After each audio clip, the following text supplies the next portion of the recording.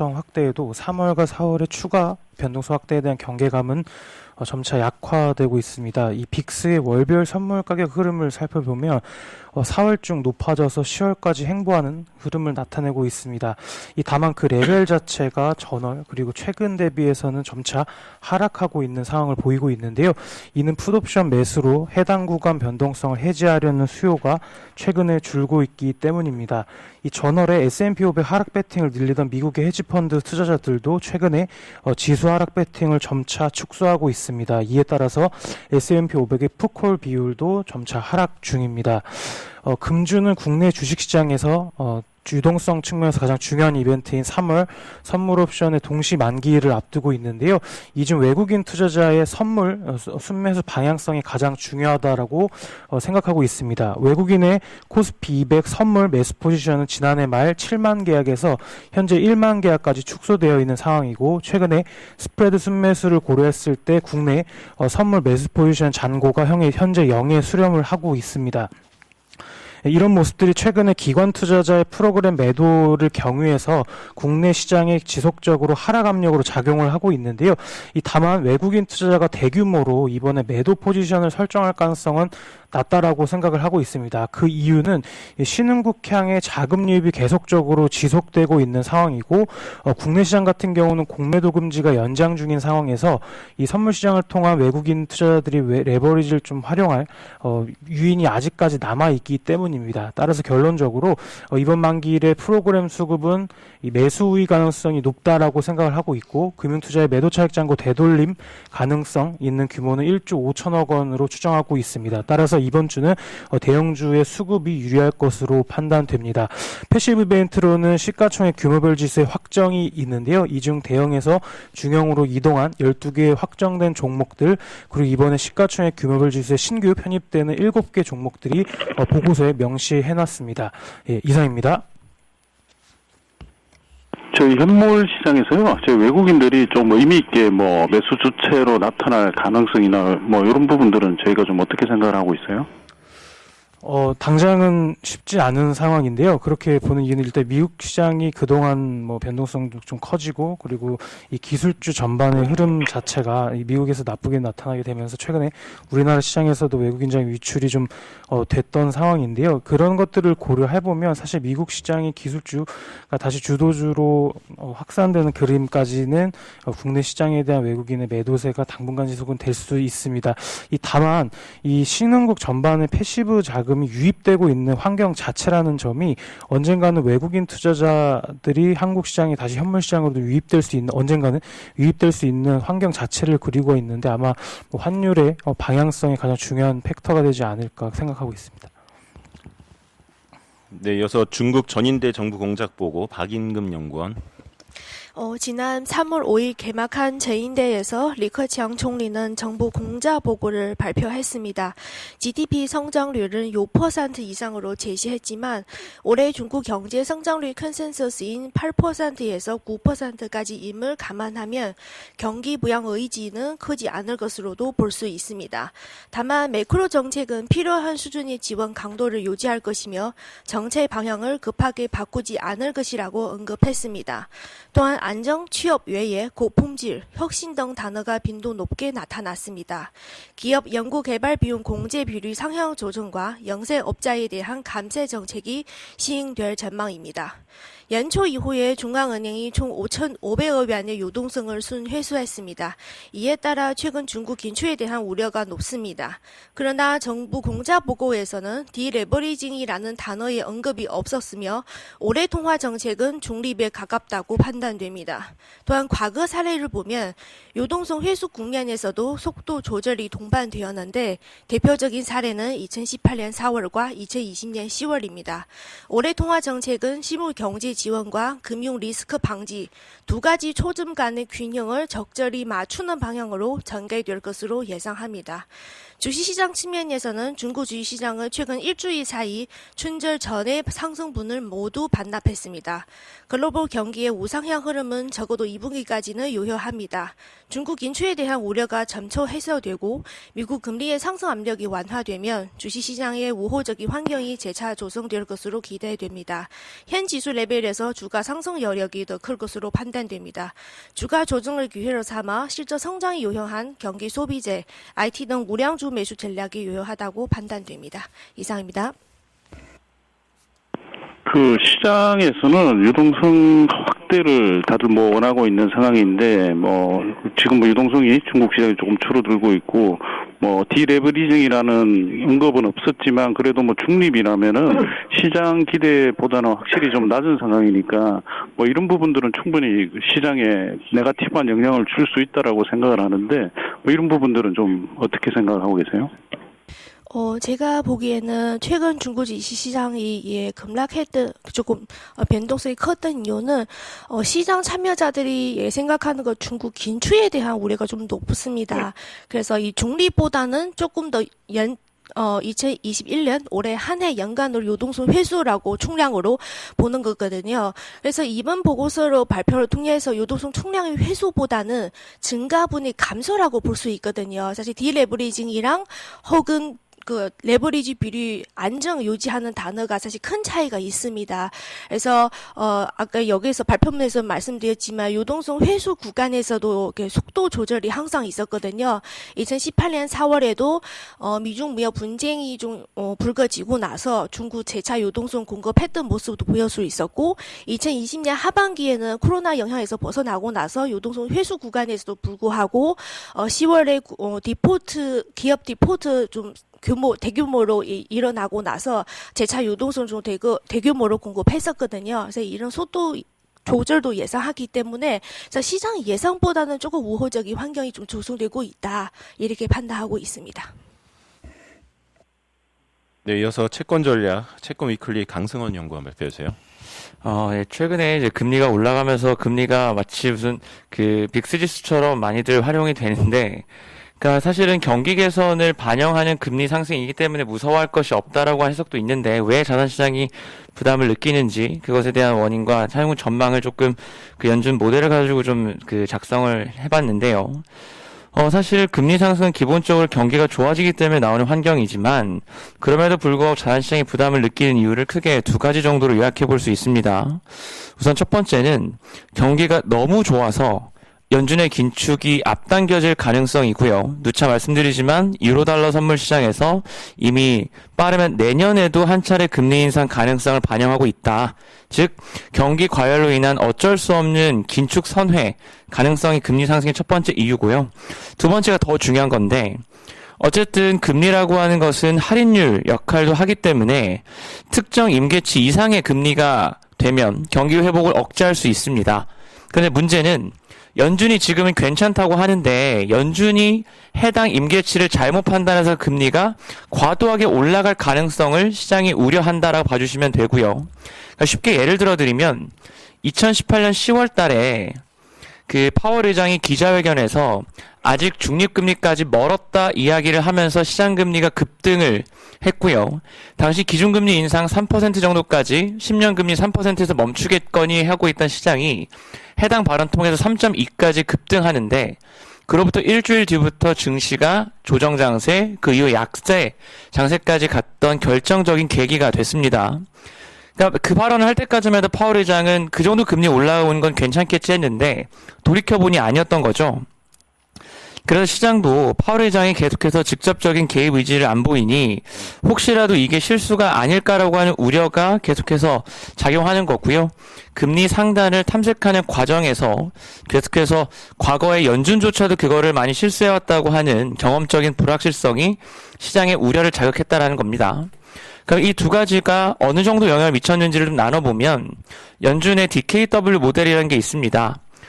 이 두 가지 재료가 둘 다 실질금리에 영향을 주는 건데 2월 중에 실질금리가 한 23bp 정도 올랐는데 기준금리에 의한 영향이 2.5bp, 실질 기간 프리미엄, 즉 경기가 좋아지는 거 영향 20bp. 그러니까 최근에 시장의 우려는 대부분 경기가 좋아져서 금리가 올라가는 건 알겠는데 이게 어디까지 갈 수 있을까라고 하는 그런 탐색 과정에서 지금 자산시장이 흔들렸고 금리가 올랐다라고 보시면 될 것 같고요.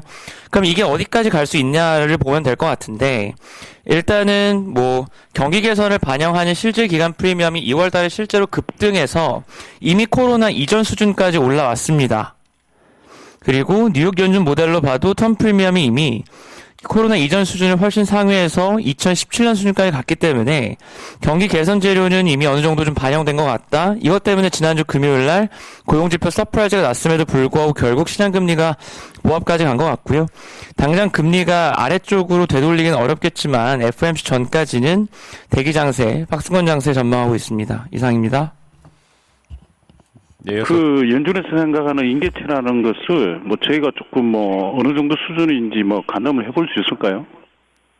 그거를 좀 가늠해 보기 위한 자료였고요. 그래서 지금 보면은 결국 경기 개선을 반영하는 실질 기간 프리미엄이라는 게 있는데, 이게 코로나 이전 수준으로 돌아왔으니 여기서 이게 추가적으로 더 가려면 저희가 지금 알고 있는 재료가 아닌 추가적인 모멘텀이 필요합니다. 추가적인 모멘텀이라고 한다면 지금 논의되고 있는 건 결국 인프라스트럭처와 관련된 이야기일 텐데, 이게 나오려면 어쨌든 이번 달은 아닐 것 같고 다음 달에 어떻게 재원 마련할지에 대한 고민들도 있어야 돼서 지금은 일단 저희가 알고 있는 백신 1.9조 달러 추가 부양 정책, 그리고 이제 경기 회복이 다 반영되면서 일단 흔히 말하는 실질 금리에서 백신 이후의 삶, 즉 코로나 이전의 삶까지는 다 반영이 된 것 같아요. 그래서 일단은 1.5에서 1.6 레벨이 되게 좀 중요한 정선이라는 말씀 드리고 있는데, 이 레벨까지는 오케이, 이 정도라고 저는 생각하고 있습니다. 네, 다음은 소버린 글로벌 위클리 신한종 센터장입니다. 네, 지난주 미국채를 비롯해서 전 세계 금리가 실은 동반 급등했었고요. 미국채 10년은 지금 1.62% 찍고 1.57로 마감을 했습니다. 일단 미국 고용 지표가 상당히 나오게 되면서 금요일 날 급등을 한번 했었는데요. 실업률이 뭐 6.3에서 6.2로 내려가고 35만 원을 상회하는 비농업적 고용 지표 이렇게 나오게 되면서, 그래서 이렇게 고용 지표가 나오게 되면서 경제 회복에 대한 자신감이 강화되면서 급등을 하긴 했는데, 연준이 금리 상승에 직접적으로 대응하지 않을 것이라고 하는 것도 실은 좀 불을 지피긴 했습니다. 제임스 블러드 세인트루이스 연준 총재는 오퍼레이션 트위스트 옵션 아니다, 라파엘 보스틱 총재도 2% 넘는 인플레도 편하다, 이렇게 연준이 이제 직접적으로 개입 안 하겠다, 이게 나오게 되면서 위험자산 조정도 그렇게 크지 않고 주시장 다시 좀 회복이 되면서 이런 상황이 당분간 계속될 거라는 이런 시그널을 좀 줬고요. 거기다가 이제 주말에 1.9조 달러 부양책이 상원 통과했고, 내일 하원도 통과되면 이제 마무리되는데, 이런 것들이 예상이 되기 때문에 당분간 이런 압력이 계속될 것 같습니다. 저희 앞에서 얘기한 것처럼 박스의 이제 상단을 찾아서 지금 가고는 있는데, 근데 유럽은 지난주는 조금 완화되는 이런 안정을 찾아가고 있는데요. 미국에 따라서 같이 움직일 거로 보고 있고, 신흥국은 통화가 계속 약세가 되고 있습니다. 달러가 강세가 되면서 신흥국 통화들이 전반적인 약세를 보이고 있고, 거기다 금리 상승까지 이어지면서 지금 그 상황이 좋지 못합니다. 그래서 몇 개 나라들은 먼저 금리 인상 될 수도 있을 것 같아서 보고 있습니다. 브라질 같은 나라는 먼저 인상하고, 나머지 나라들은 그래도 오랜 시간이 걸릴 것 같다, 예상합니다. 예, 다음은 원자재 전략 황병진 연구원입니다. 네, 원자재 말씀드리도록 하겠습니다. 지난주 S&P 골드만삭스 상품 지수 기준의 원자재 시장 수익률은 플러스 3.02% 상승률을 더했습니다. 하지만 1월, 2월 원자재 시장의 강세와는 다르게 지난주 같은 경우에는 사우디발 서프라이즈로 인해서 WTI 가격이 배럴당 65달러까지 돌파하면서 에너지 섹터가 상승세를 지속했던 반면에 여타 원자재 섹터들 같은 경우에는 모두 반락을 했던 부분이 저희가 좀 주목하실 만한 부분이다라고 좀 말씀드리겠습니다. 4월 산유량을 거의 동결한 오펙 플러스발 석유시장 호재는 오히려 여타 원자재 섹터에서는 악재로 좀 작용을 했다라고 좀 보고 있는데, 먼저 예상보다 가파른 유가 상승세가 특히 기금속 섹터에서는 연준의 조기 긴축 우려를 높이면서 안전자산 수요뿐만 아니라 인플레이션 해지 그런 수요까지 저해를 했다라고 좀 보고 있고요. 특히 파월 의장의 인플레 인내 강조에도 불구하고 이상으로 지속된 실질금리 주도의 이 명목금리 상승이라고 하는 부분이 달러 강세로 나타나면서 원자재 전반에서는 부담 요인으로 대두되기 시작을 했다라고 좀 보시면 될 것 같습니다. 당분간은 저희 명목금리, 특히 실질금리 방향성이 원자재 시장의 방향성으로 좌우할 거다라고 좀 보고 있고요.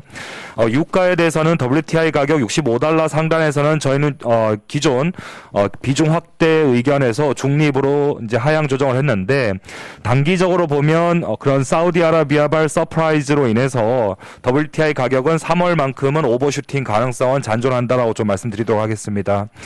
단기 유가 강세가 지속되게 되면 이 실질금리 추가적인 상승을 초래할 수 있고요. 이런 부분들이 지속적으로 나타나게 되면 달러 강세가 에너지 섹터와 여타 원자재 섹터 간의 디커플링을 당분간은 연출할 수 있다라고 좀 보고 있는데, 이번 주 가장 주목하실 부분은 유가의 연간 변동률이 본격적으로 가파르게 급등하는 구간으로 진입을 했다라고 하는 부분입니다. 파월 의장의 발언이라든가 아니면 저희가 채권 전략에서 보고 있는 뷰처럼 명목금리의 그런 상반 경직성 자체가 재차 안정되게 되면 결국은 이번 주 같은 경우에는 기대 인플레이션의 확대 속에 그런 실질금리의 반락이 나타날 것인지의 여부 자체가 원자재 시장의 방향성을 이끌어갈 거다라고 좀 보고 있고요. 실질금리의 방향성 자체가 좀 반락하게 된다라면 재차 저희가 3월과 4월만큼은 다시 인플레이션 해지라고 하는 기대감을 좀 가져갈 수 있지 않을까라고 좀 보고 있고, 반대로 실질금리의 상승세 자체가 멈추지 않는다라면 원자재 섹터 중에서도 에너지와 여타 원자재 섹터 간의 디커플링이 좀 지속될 수 있다라는 점을 염두에 두실 필요가 있겠습니다. 이상입니다. 네, 이어서 산업 기업 분석으로 가겠습니다. 먼저 반도체 산업 도현우 연구원. 예, 반도체 말씀드리겠습니다. 지난주 주말에 글로벌 파운드리즈라는 회사가 있습니다. 파운드리 4위 업체고요. 이 회사가 올해 캐파 증설에 14억 달러를 투자한다라고 발표를 했습니다. 2020년 대비해서 금액으로 보면 100% 증가되는 금액이고요. 좀 신기한 게 이 투자 비용을 회사가 부담하는 게 아니고 이제 고객들이 나눠서 이제 부담한다 이렇게 얘기를 했습니다. 이 투자가 증가되면서 회사의 캐파가 올해는 13%, 내년에는 20% 가까이 증가되고요. 늘리는 이유가 많이 말씀드렸지만 최근에 파운드리 공급이 부족해서 고객들이 칩을 제대로 못 가져갈 정도로 지금 그런 공급 부족 상황 때문에 투자를 늘리는 거다 이렇게 보면 될 것 같습니다. 최근에 이제 칩이 많이 모자라서 좀 많이 부정적으로 영향받고 있는 팹리스 업체들이라든지 세트 업체들한테 수혜다라고 보고 있고요. 투자가 증가하기 때문에 글로벌 반도체 장비 업체들, ASM이라든지 어플라이드 머티리얼즈, 램리서치 이런 회사들한테도 상당히 좀 긍정적인 내용이다 이렇게 보고 있습니다. 이거랑 좀 별개로요. 삼성전자도 최근에 이제 관심이 많은 미국 오스틴에다가 파운드리 팹 증설을 위한 계획을 수립하고 있고요. 저희가 이제 알고 있는 내용은 이제 조만간에 이제 발표가 난다 이렇게 알고 있습니다. 총 투자액이 170억 달러 정도 되고 이 중에서 장비 투자 금액만 한 100억 달러 정도 됩니다. 지금 미국 정부랑 그 세제 혜택 같은 보조금 협상을 하고 있는데 이거 원활할 경우에는 빠르면 2분기에도 착공에 들어갈 수 있지 않을까 그렇게 보고 있습니다. 그래서 국내 관련된 업체들한테도 좀 수혜가 있다라고 좀 보고 있고요. 비메모리 이외에도 메모리 쪽도 투자가 기존 계획 대비 일부 좀 늘어날 거로 보고 있습니다. 특히 이제 D램 쪽을 그렇게 생각하고 있고요. D램이 고정 거래 가격이 1분기에 5% 그리고 2분기에 13%씩 올라갈 거로 예상이 되니까 삼성전자에서 기존 전망 대비 D램 업황 턴어라운드가 좀 강하다 이렇게 좀 자신감이 좀 생긴 것 같고 이것 때문에 한 10K 정도 더 늘릴 것 같습니다. 기존의 D램 쪽의 신규 캐파 투자 규모가 원래 40K였는데 여기서 한 50K 정도로 늘리지 않을까 그렇게 생각하고 있습니다. 관련된 장비 업체들한테 수혜가 가능하다라고 좀 보고 있습니다. 이상입니다. 네, 다음은 2차 전지 산업 고정호 연구원. 예, 최근에 2차 전지 밸류 체인 쪽에서 니켈 확보에 이제 힘을 많이 쓰고 있는 그런 움직임 많이 보이고요. 지난주에 이제 이완 상반되게 이제 지난주에 니켈 가격이 이제 급락도 있어서 지금 자료를 조금 작성을 해서 니켈 쪽과 관련된 내용을 좀 말씀드리려고 합니다. 예, 우선 이제 제 섹터 이제 배터리 쪽에서 니켈은 필수적으로 이제 필요한 메탈 중 하나라고 이제 볼 수가 있습니다. 니켈 수요는 이제 크게 증가할 것이라는 이제 전망이 이제 많이가 제기되고 있는데 이유는 이제 하이니켈 2차 전지 성장 때문이라고 이제 볼 수가 있습니다. 하이니켈 2차 전지는 니켈 함량을 이제 높인 제품을 얘기를 하고요. 2차 전지 내 니켈 함량을 높이면 에너지 밀도 개선이 나올 수 있기 때문에 기술 트렌드 측면에서 니켈 수요는 크게 증가할 수밖에 없다라고 이제 볼 수가 있습니다.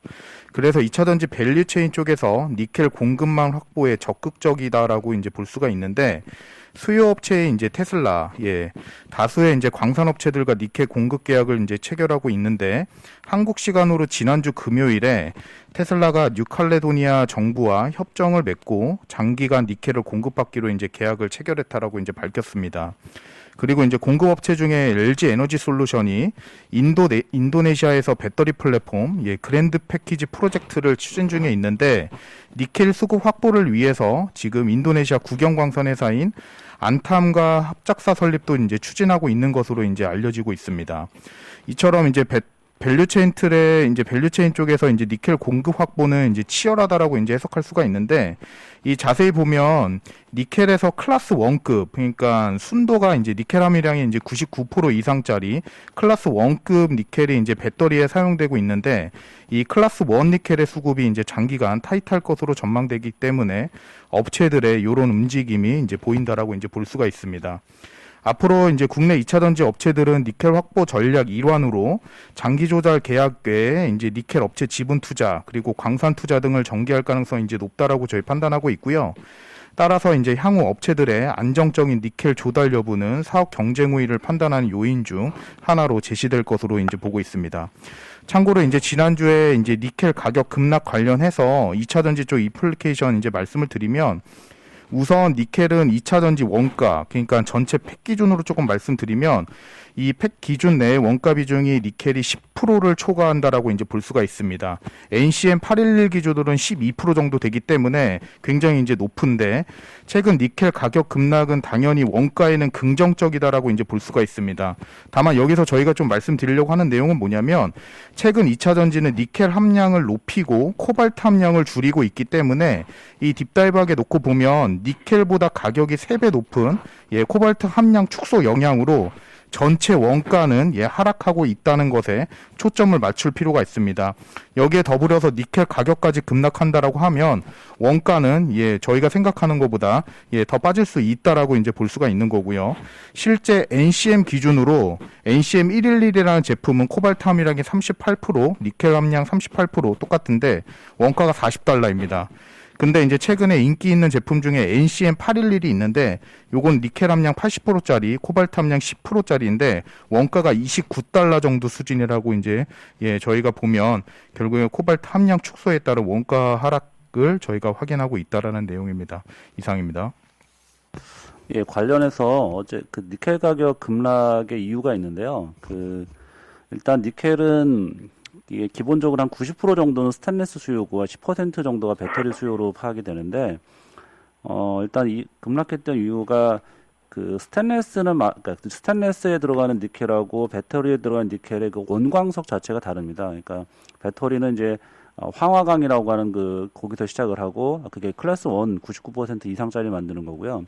스테인리스는 이제 99% 순도 이하 밑으로 그 스테인리스 만들기 위한 것이 이제 산화강에서 만드는데 그 이유가 이제 기사 나온 것들 찾아보면 중국의 청산철강이라는 회사가 있습니다. 이게 스테인리스 세계 1위 업체인데 여기서 그동안 이제 스테인리스 만들기 위해서 그 자체적으로 니켈을 이제 재련을 해서 사용을 하는데 스테인리스용 니켈 만드는 과정에서 그 원광석을 가지고 배터리용 니켈을 공급을 하겠다라는 이제 얘기를 했어요. 그래서 실제로 이거를 올해 10월부터 잘 아시는 화요 코발트, 그러니까 포스코 케미칼이 정부체 갖고 오는 화요 코발트한테 공급한다라는 이런 내용이거든요.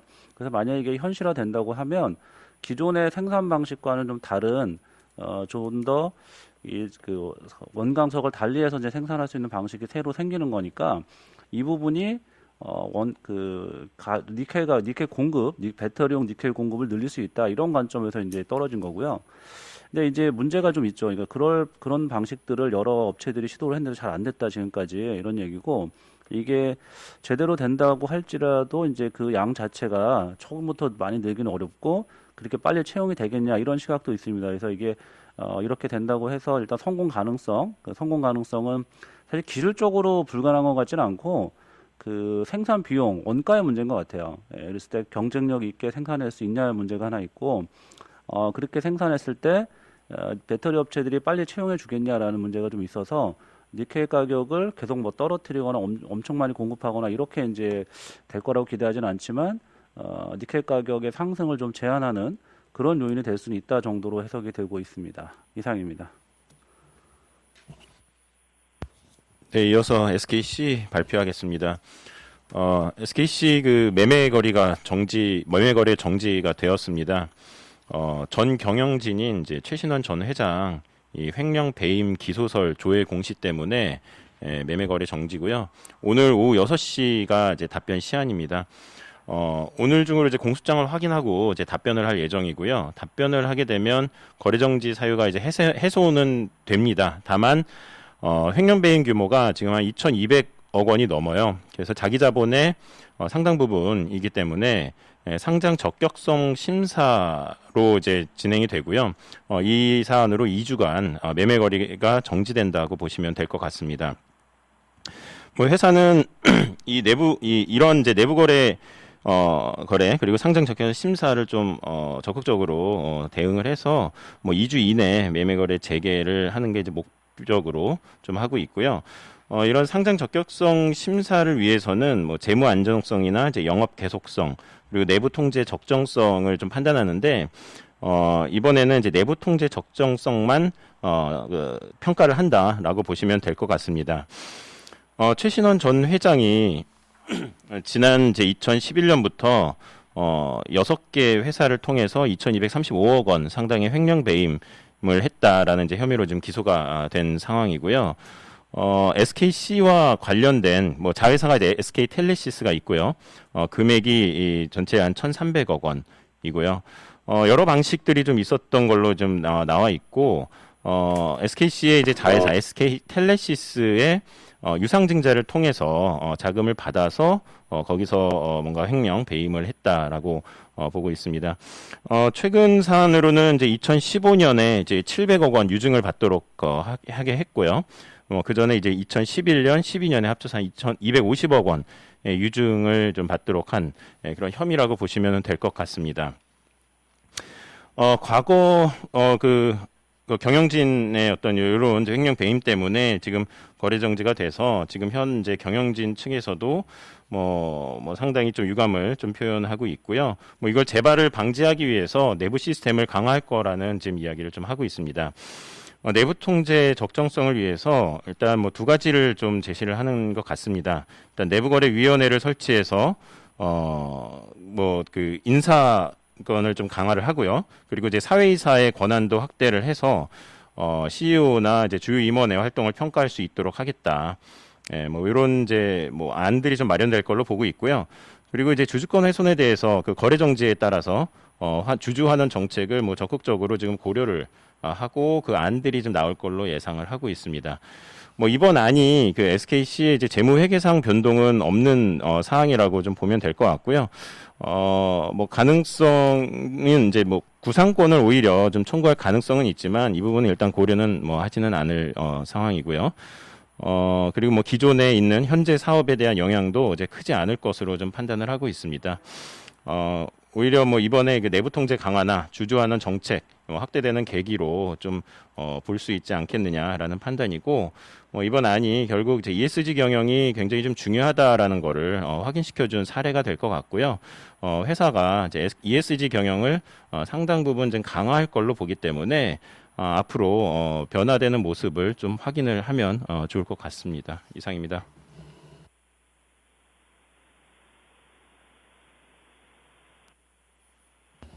네, 이어서 해외 주식 그 오픈도어 테크놀로지 브로드컴 임주영 연구원. 네, 브로드컴 먼저 말씀드리겠습니다. 뭐 매출액하고 뭐 EPS 모두 컨센서스 소폭 상회를 했고요. 긍정적인 가이던스와 호실적에도 불구하고 시간 외에서 주가는 2.6% 하락했고 금요일 날에 1% 정도 회복을 했습니다. 시장의 관심 자체는 뭐 약간 타이트한 공급 이슈가 해결되는 시점을 좀 바라보고 있고 회사 자체는 동사의 이제 리드 타임 연장으로 수급 불균형에 대응 중이라고 했습니다. 이번 분기 실적에서는 이제 무선 쪽 그 고객사의 이제 애플 판매량 호조 영향과 이제 차세대 와이파이 6 출하 영향으로 뭐 50% 이상 증가를 했고요. 2분기에도 뭐 QOQ로는 좀 소폭 감소를 하지만 YOY로 한 30-40% 정도 성장세는 유지할 것으로 좀 예상을 하고 있습니다. 네트워크 부문도 뭐 데이터 센터 업그레이드 수요 강세로 뭐 호조를 기록을 했고 QOQ YOY 2분기에도 뭐 증가 트렌드가 좀 이어질 거다라고 좀 예상을 하고 있습니다. 저희는 뭐 압도적인 수입성, 높은 배당 매력, 그리고 저평가 매력을 이유로 조정 시 좀 매수 관점을 좀 유효하다라고 생각을 좀 하고 있고요. 이어서 좀 오픈도를 좀 말씀을 드리면, 이 오픈도는 사실 이제 미국 부동산계의 좀 아마존, 뭐 아이바잉 시장 1위 업체로 좀 불리고 있는데, 저희는 사실 최근에 주가가 2월 고점 대비해서 한 40% 이상 하락을 해가지고 좀 걱정을 많이 하실 텐데, 저희는 좀 장기적으로 봤을 때 이 10년 주택 매매 디지털화에 주도를 할 획기적인 기술 플랫폼을 보유를 하고 있고, 저희는 중장기적으로 좀 매수 관점이 유효하다라고 좀 보고 있습니다. 사실 이번 4분기 실적 같은 경우는 외형이 좀 크게 감소를 했습니다. 이제 코로나 이후에 일시적으로 이제 아이바잉을 중단을 했고, 2, 3분기 이제 주택 매고 재고 매각을 영향으로 해서 외형이 좀 크게 감소를 했습니다. 사실 하지만 이제 4분기부터 주택 재고를 축적을 해가지고 1분기부터는 QOQ로 한 150% 이상 다시 회복할 거라고 좀 보고 있습니다. 사실 주택 거래 온라인화는 이제 구조적 트렌드라고 좀 보고 있고, 뭐 부동산 시장에서도 온라인 침투율이 1% 미만이기 때문에 여전히 중장기 성장성은 높다고 판단을 하고 있고요. 확실히 이제 경기 회복, 그 리오프닝 대표 수혜주로서 21년도 본격적인 사업 확장이 좀 예상이 되고 있기 때문에 제가 긍정적인 뷰를 유지하도록 하겠습니다. 이상입니다. 네, 오늘 질문 없으시면은 이상 준비된 자료 발표 모두 마치겠습니다.